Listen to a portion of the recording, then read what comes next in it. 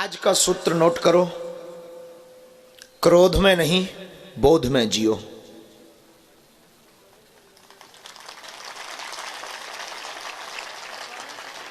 क्रोध में आप आवेश में जियोगे, आपकी जिंदगी में सदैव रोड़ा बने रहेंगे। आप रामचरितमानस के एक प्रसंग से जिंदगी में को जीना सीखना चाहते हो तो सुन लीजिए।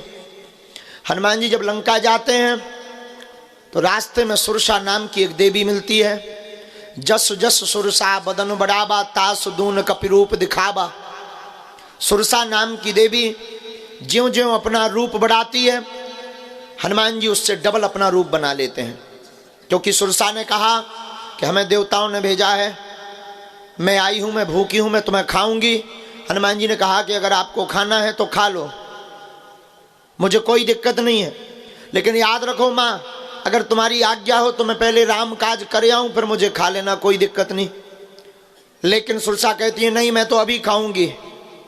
हनुमान जी कहते हैं ठीक है, मैं तैयार हूं। सुरसा अपना मुख बढ़ाती, जस जस सुरसा बदन बढ़ावा, ज्यों ज्यों सुरसा अपना मुख बढ़ाती त्यों त्यों हनुमान जी अपना रूप बढ़ाते। 16 जोजन मुख थे ठयऊ, तुरत पवन सुत 32 भयऊ। सुरसा ने 16 योजन का मुख किया, हनुमान जी ने 32 योजन का शरीर कर लिया।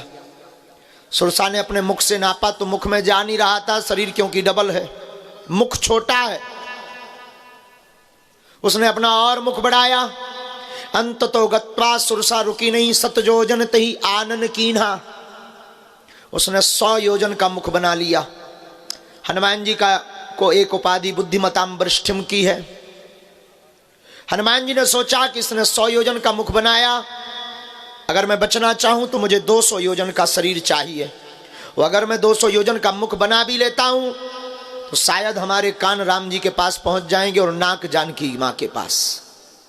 इतना बड़ा रूप लूं, इतना धारण भी कर लूं, तब भी कोई बात नहीं बननी है, क्योंकि इसे मानना नहीं है, ये मुझसे डबल अपना मुख बना लेगी।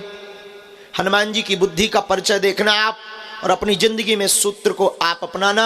जैसे ही उसने 7 योजन तही आनन कीना, हनुमान जी समझ गए कि अब बड़ा संकट सामने आ गया है। तुरंत हनुमान जी अति लघु रूप पवन सुत लीना, एकदम छोटे से हनुमान जी हो गए। लघु रूप धारण करके हनुमान जी, और संसार के जितने भी डॉक्टर यहाँ पर बैठे हुए हैं, डॉक्टरी की पढ़ाई कर रहे हैं, जितने भी बाद में इस बात को सुनेंगे, आपको सुनकर आश्चर्य होगा। खैर, प्रमाण करने के लिए हमें आपसे कोई परमिशन नहीं लेनी है। संसार की पहली एंडोस्कोपी अगर किसी ने शुरू की तो वो हनुमान जी ने शुरू की। सुरसा के मुख में जाकर के देखा कि इसकी किडनी लीवर ठीक है कि नहीं है। अति लघु रूप पवन सुत लीना, बदन पयठ पुनि बाहर आबा। अंदर गए, फेफड़ा ठीक है कि नहीं, बढ़िया पंपिंग कर रहा है। किडनी कैसी है, ठीक ठाक है, बाद में इन्फेक्शन हो सकता है अगर हम टिकेंगे तो। लीवर बढ़िया है। सब देख दाग के हनुमान जी एंडोस्कोपी करके बाहर निकल आए। एक सज्जन ने हमसे कहा कि सुरसा ने अपना मुख बंद क्यों नहीं किया जब हनुमान जी गए। हमने कहा पगला, मुख छोटा थोड़ी था, तेरे जैसा 1.5 अंगुल का मुख थोड़ी है कि तू एक ठिया चिरोजी दाना रखो चट दाई टपा दे। 100 योजन का मुख। कभी तूने ट्राली देखी है? ट्राली जब पेसर से ऊपर जाती है तो जाने में भी टाइम लगता है और बंद होने में भी टाइम लगता है, तो उसको मुख बंद करने में भी तो टाइम लगा होगा, तब तक भाई साहब एंडोस्कोपी कराए। और श्री हनुमान जी बाहर निकल आए, अति लघु रूप पवन सुत लीना। और शायद ये बात तुम्हें जची नहीं होगी, हमें हौस है कि इस बात को तुम्हें उतनी जची नहीं होगी, पर इस बात के पीछे जो हम तुम्हें बताना चाहते वो सुन लीजिएगा। 7 योजन तई आनन कीना, उसने 100 योजन का मुख किया। बड़ा भारी संकट हनुमान जी के सामने खड़ा हो गया। वैसे हनुमान जी का नाम संकट मोचन है, लेकिन हनुमान जी ने दुनिया के लिए एक सूत्र यहाँ पर छोड़ दिया। देखने वालों का नजरिया होना चाहिए। हनुमान जी ने कह दिया, आपके सामने भी जब हमारे जैसा भारी संकट आ जावे, 100 योजन जैसा, तब तुम उसका सामना करने के लिए लड़ने मत तैयार हो जाना, छोटे बन जाना, वो संकट अपने आप निकल जाएगा। लघुता से प्रभुता हो जाएगी। बोध में जियो। इसलिए मेरे पागलों, आज के सूत्र में हमने तुमको कहा है कि क्रोध में नहीं बोध में जियो। बोध का मतलब चेतना जागृति। बोध का मतलब परे देखना, बोध का मतलब लॉजिकली आपकी बुद्धि और आपकी चेतना इतनी लॉजिकली हो जाए कि आप परे देखना प्रारंभ कर दो। कई बार हमें बड़ी हंसी आती है और कई बार दरबारों में हम बोल भी चुके हैं, हमारे पास व्यक्ति आता है तो उसकी मन की कल्पना होती है कि हम जाएंगे तो ये हमारे बाप का नाम बता देंगे, हमारे परदादा का नाम बता देंगे, हमारी मन की बातें बता देते हैं देंगे। और हमें बड़ी हंसी आती है कि आदमी कितना बुद्धू है, अपनी बात जान करके ताली बजाता है। हमें बड़ी हंसी आती, वो अपनी बात अपने बाप का नाम जान करके जय जयकार करने लगता, और हमें लगता हमारे हनुमान जी के लिए कोई बड़ी बात नहीं है। सबसे बड़ा चमत्कार तो यह है कि तुम मनुष्य तन पाए हो। दूसरा चमत्कार यह है कि तुम अपनी खुली आंखों से महापुरुषों के दर्शन कर पा रहे हो। और तीसरा चमत्कार यह है कि ईश्वर ने तुम्हें मनुष्य बनाया 84 लाख योनियों में। और तीसरा चमत्कार सबसे बड़ा यह है कि 212 देशों से ज्यादा इस विश्व में देश हैं, उनमें तुमको जन्म भारत जैसे वतन में दिया है। काश यहां पर जितने भी परे हुए बैठे हुए लोग हैं, काश कभी विचार करना कि तुम अगर चाइना में हुए होते तो क्या इतनी रात को यहां बैठे होते, या जो चाइना में पैदा हैं भी वो यहां बैठे हैं, क्या चाइना में हुए होते तो मास्क लगाकर अभी कोरोना के चक्कर में बचते फिर रहे होते और चंगवादर का सूप पी रहे होते। चाइना में हुए होते तो इतनी बड़ी आंखें नहीं होती तुम्हारी, छोटी छोटी चिंग चौंग चांग चौंग चमक चौंग आप कर रहे घूम रहे होते। तो भगवान की बड़ी कृपा है कि आपको तीसरा चमत्कार ये मिला कि भारत जैसा वतन मिला। और चौथे चमत्कार पे भी धन्यवाद देना मत चूकना, अपने आप को अपने अंदर ही अंदर ईश्वर को शुक्रिया करना, धन्यवाद करना। चौथा चमत्कार यह है कि तुमको अनेक पंथों में सनातन धर्म में जन्म मिला है। मान लीजिए ऐसे जगह तुम्हें जन्म होता जहां पर ना भाई का रिश्ता है, ना बहन का रिश्ता है, ना चाची ना मामी का रिश्ता है, और जहां ना जाने क्या क्या किया जाता है। हमारा भारतीय सनातनीय संस्कृति वैदिक परंपरा कितनी उच्च और दिव्य है, जहां एक ही नारी का व्रत धारण किया जाता है। अन्य लोगों के बारे में विचार करना। हम आपको आज के सूत्र में कहेंगे, क्रोध में नहीं बोध में जियो। बोध में जीना प्रारंभ करो। बोध का मतलब है प्रभाव में तुम बहुत जीते हो। हम लोग भी इतने टेम्परेरी लोग हो गए हैं, बहुत ही समय बदलू लोग हो गए हैं। पुराने ज़माने में किसी फिल्मी दुनिया वालों ने गीत बनाया था, मौसम की तरह तुम भी बदल तो न जाओगे। और वैसे ये बात कोई बड़ी बात नहीं है, और ये बदल रहा है। रोज़ इंसान गिरगिट जैसे रंग बदलता है। कोई बहुत बड़ा अमीर आदमी आ जाता है तो घर में स्वागत की टेबल अलग होती है, उसकी टेबल पर होते हैं काजू मखाने, बहुत बड़ी अच्छी अच्छी डिश। कोई नॉर्मल टाइप का आदमी आता है तो बिस्कुट और नमकीन में ही उसको निकाल दिया जाता है। और कोई बहुत छोटा आदमी आता है तो सिर्फ चाय के लिए पूछा जाता है। और कोई घर का काम करता या कोई पड़ोसी आ जाता तो पानी भर के लिए पूछा जाता।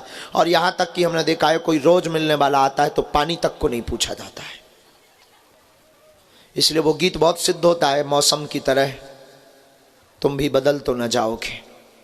बदल क्या जाओगे, बदल रहे हो। हम लोग समय के हिसाब से जी रहे हैं, बोध में नहीं जी रहे। और आज का दूसरा सूत्र नोट करो, प्रभाव में नहीं स्वभाव में जियो। प्रभाव टिकता नहीं है। प्रभाव में आप किसी को अपना बनाओगे, वो आदमी आपके पास तब तक रहेगा, तब तक आपकी जय जयकार करेगा जब तक तुम्हारे पास प्रभाव रहेगा। स्वभाव से किसी को अपना बनाओगे तो जब तक तुम मर नहीं जाओगे तब तक पीछा नहीं छोड़ेगा।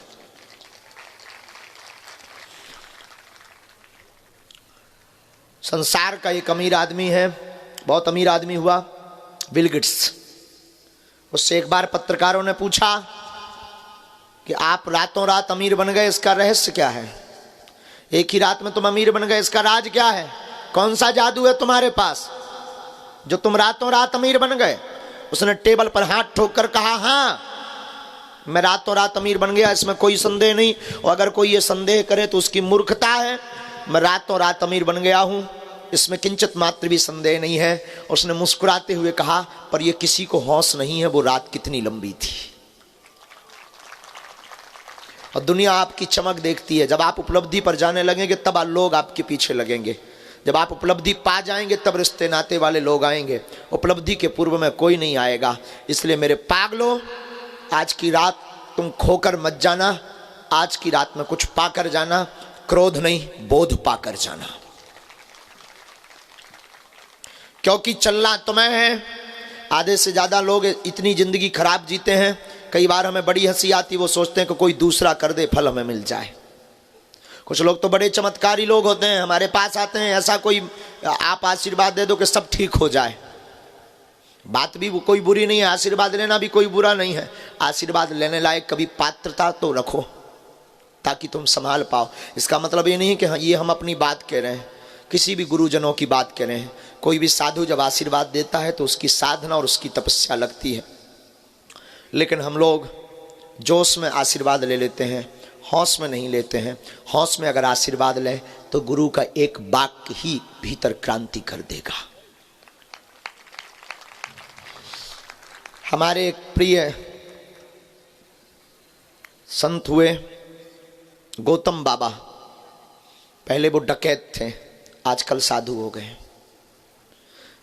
एक नाटकीय ढंग से साधु बने। उनके गांव में नर्तकी आई थी, उन्हें नर्तकी का नृत्य देखने का बड़ा शौक था, और वो डकैती भी इसीलिए करते थे कि नर्तकी के लिए रुपया ला सके। यही कोई ठंड का महीना रहा होगा, माघ या पूस का। ठंड के महीने में वो नर्तकी का नृत्य देखने गए, और याद रखना भीतर क्रांति कब हो जाए खबर नहीं है। कई लोग हमसे कहते हैं कि बार बार कथा क्यों सुनना है, वही चीज़ बार बार सुनने से क्या फ़ायदा है। हम कहते हैं बार बार सुनो, ना जाने कौन सा शब्द तुम्हारे दिल और दिमाग पर चोट कर जाए। तो वो नर्तकी का नृत्य देखने गए। उस नर्तकी ने इनको देखकर, वो पहचान गई कि ये वही है जो बहुत रुपया लुटाता है। उस नर्तकी ने इनको देखकर गीत अपने भाव से गाया, इनको चोट कर गया। उस गीत के बोल थे, बुंदेली भाव में ही था, सबरी मत बिगाड़ आधी बिगड़ गई धोखे से। और इनका दिमाग खुल गया कि आधा जीवन तो धोखे से निकल गया, अब पूरा जीवन ना मेरा बिगड़ जावे। इस नर्तकी का ऐसा कहना है। और उन्होंने हमें बाकिया बताया, बोले महाराज जी हमने उसी रात को पूरा रुपया उसके चरणों में रख दिया और उसको प्रणाम किया, और उसके बाद बंदूक वहीं गांव के बाहर फेंक कर हम फिर चित्रकूट से होते हुए बागेश्वर धाम आ गए।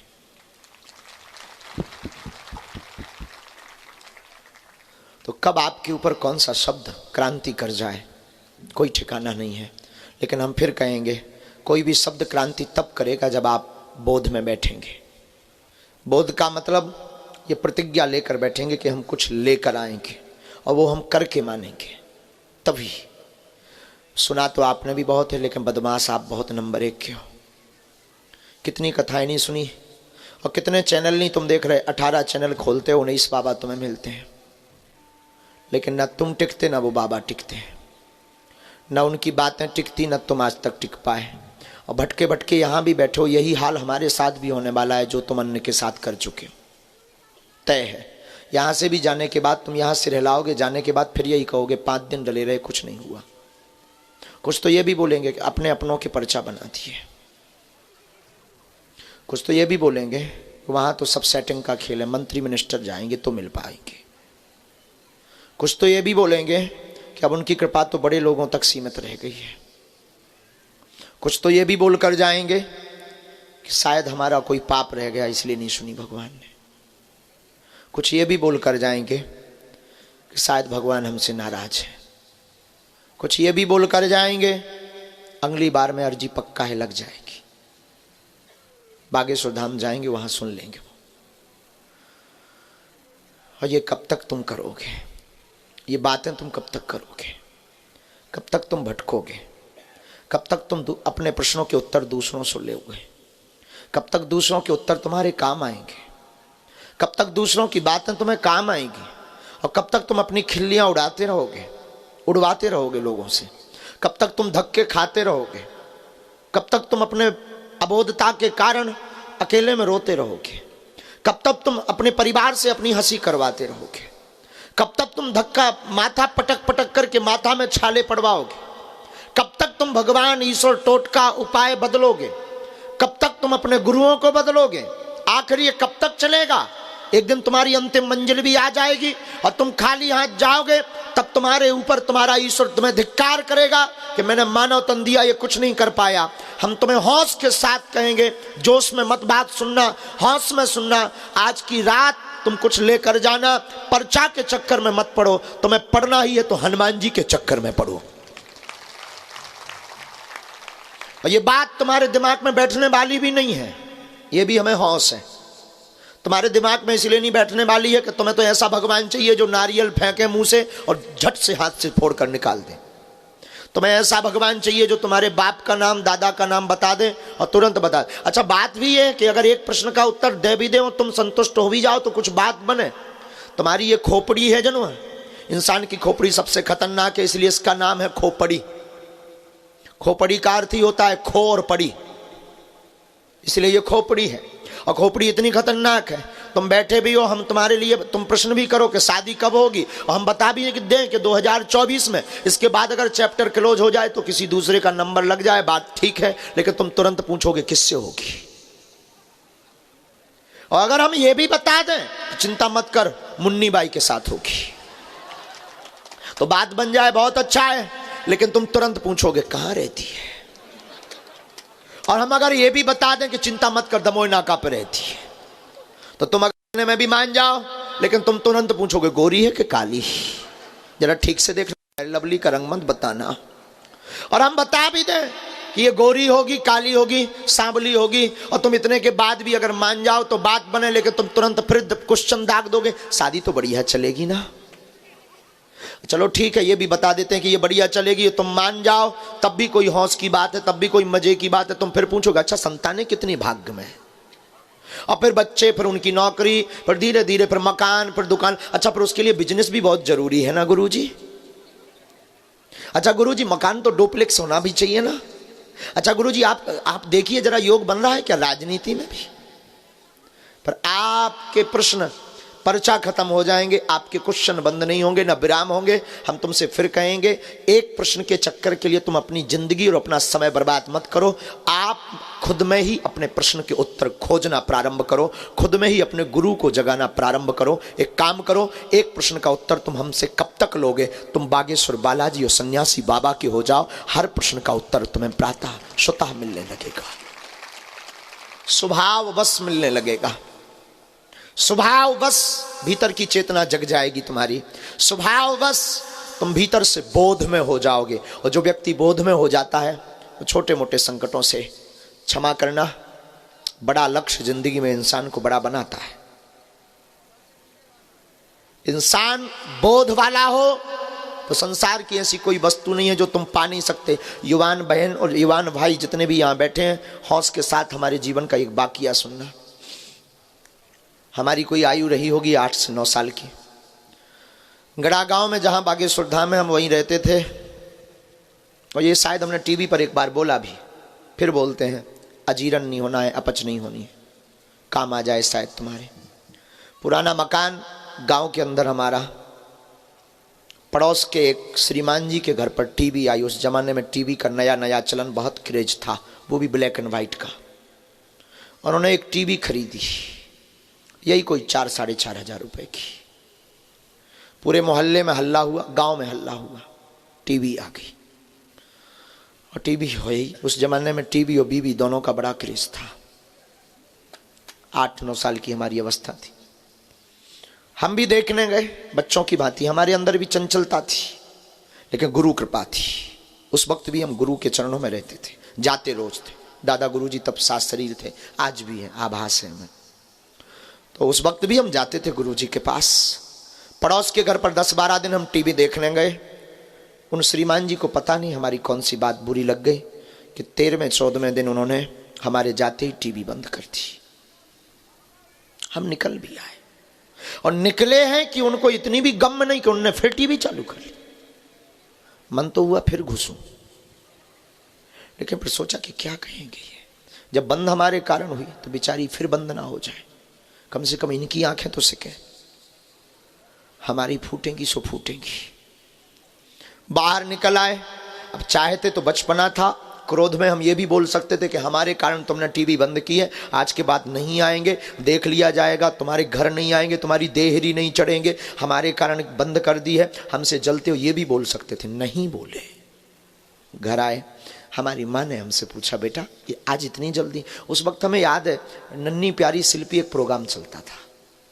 तो हमारी माँ ने पूछा, माँ बेटा तुम जल्दी आ गए? हमने कहा माँ हाँ, आज ठीक प्रोग्राम नहीं, ठीक वो नहीं आ रहा था सीरियल, इसलिए हम जल्दी आ गए। हमारे घर पर उस ज़माने में लाइट नहीं हुआ करती थी, डिब्बी से काम चलता था। बहुत दीनता के समय थे हमारी ज़िंदगी के। घर के पीछे जाकर के एक नाला है, हम 2.5 घंटे रोए। रोते रोते रोते रोते जब भीतर की गर्मी निकल गई, तब भीतर से कोई बोला कि तू बाबरा है। अवस्था 9 साल की। कोई बोला तू बाबरा है, पागल है, उसने तुझे दुत्कारा है क्या? टीवी तो बंद की। लेकिन एक भीतर ही भीतर कोई उत्तर दे रहा था कि मेरी अवहेलना कर दी। स्वाभिमानी आदमी, अवहेलना हो गई है, अब ऐसा वैसा। लेकिन भीतर से कोई बोला, आज के बाद टीवी देखना बंद, देखेंगे तो तभी देखेंगे जब अपने बाप की हो जाएगी। बस आंसू पहुँचे, उठ गए, घर पर आए। भाई ठंडियों का ज़माना, और हमारी रात भी बड़ी विचित्र कटती थी उस ज़माने में। उस ज़माने में पिताजी तो हमारे कुछ करते ही नहीं थे। हम भी क्या करते थे, सत्यनारायण बाँचते थे तो 4 से 5 रुपया दक्षिणा में मिलती थी। लेकिन 1.25 साल तक हमने टीवी नहीं देखी। उस ज़माने में बसों का नया नया प्रचलन, बसों में, वॉल्वो बसों में नई नई टीवी का प्रचलन चला। और किस्मत की बात, हमें जब कई बार बाहर जटाशंकर जाना होता था, बिजावर जटाशंकर आना होता था सत्यनारायण बाँचने के लिए, तो किस्मत की बात कई बार हमें टीवी वाली बस हाथे लगती थी। कोशिश रहती थी कि ऐसी बस पे बैठना ही नहीं है, क्योंकि प्रण है जब तक अपने बाप की नहीं ले लेंगे तब तक टीवी नहीं देखेंगे। और कई बार रात हो जाती थी, बस छोड़ देते थे, दूसरे दिन जाते थे, लेकिन टीवी वाली बस पर नहीं बैठते थे। कई बार बड़े घरानों में जब सत्यनारायण या कर्मकांड करने जाते थे, अमीर घराने के लोग कहते थे पंडित जी तब तक आप बैठिए, हम पूजा की व्यवस्था करते हैं, टीवी चला देते हैं। हम उनसे कहते थे क्षमा करना, गाली चला दो पर टीवी मत चलाना, क्योंकि संकल्प था टीवी देखेंगे तो तभी देखेंगे जब अपने बाप की होगी। और हमने 2-2 रुपया जोड़कर, 2-2 रुपया जोड़कर, 2-2 रुपया जोड़कर 1 साल 3-4 महीने में हमने 3800-3900 रुपया जोड़े और मैक्स की ब्लैक एंड व्हाइट टीवी खरीदी। अभी रुकिए, अभी आपके काम की बात नहीं है। टीवी खरीद कर लाए, 1 किलो मिठाई हम लाए, और भगवान की कृपा, उस वक्त हमारे पास ऐसी कोई सिद्धि नहीं थी। तुम ये भी आकलन मत लगा लेना कि हमने कोई मंत्र मार दिया होगा। भगवान की ऐसी कृपा कि श्रीमान जी की टीवी जल गई और हमारी टीवी नई आ गई। और हम 1 किलो मिठाई लाए थे, हमने मोहल्ले में बांटी भी, अब वो आए भी शाम को। पहले ऐसा चलता था, वो आए भी और हमारे रिश्ते में कुछ लगते थे। उन्होंने कहा बेटा ये बर्बाद क्यों किया तूने 3800 रुपए, अपनी टीवी तो थी उसको सुधरवा लेता, रख लेता। हम एक मिठाई में, जो मिठाई का डब्बा लाए थे उसमें एक लड्डू छिपा करके उनके लिए स्पेशल रखा था। हमने वो निकाला, हमने कहा थैंक यू। उन्होंने कहा मतलब? हमने कहा धन्यवाद। उन्होंने लड्डू खा लिया, पर वो पूछते रहे कि धन्यवाद किस बात का। हमने उनको नहीं बताया, न उनसे हमने कहा, लेकिन मन ही मन कहा कि श्रीमान जी ना तुम उस दिन भगाते ना हमारी टीवी आती। और क्षमा कीजिएगा, अभी भी आपके काम की बात नहीं है। टीवी का प्रण इतना खतरनाक हमारे दिमाग में चला कि जब भी गुरु के सामने जाते थे तो क्रोध में नहीं बोले, बोध में हमेशा बोले। हमने कहा गुरुदेव हमारे जीवन में ऐसा ऐसा बाकिया घटा है। हमारे गुरुदेव मुस्कुरा दिया करते थे, बोले बेटा कोई बात नहीं, मुस्कुरा करके। लेकिन आज वो जमाना है कि वो हमको टीवी में देख रहे हैं। जिस टीवी से उन्हें हमें हटाया था उसी टीवी में वो आज देख रहे हैं। आप भी अपनी जिंदगी में बोध में जियोगे ना मेरे पागल, तुम भी अपनी जिंदगी में वो कुछ पा जाओगे जो सोच कर बैठे हो।